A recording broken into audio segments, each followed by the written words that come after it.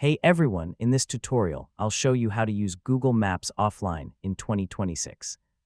So if you're traveling, dealing with weak internet, or trying to save mobile data, yeah, offline maps can be super useful. First, open the Google Maps app on your phone.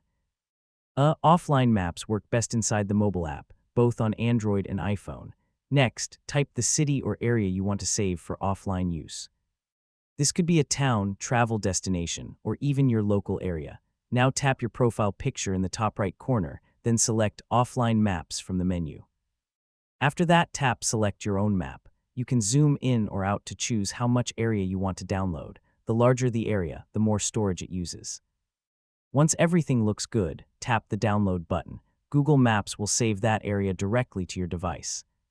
Now, even without internet, you can still open Google Maps, search within the downloaded area, and get driving directions. I mean, it's really helpful during travel.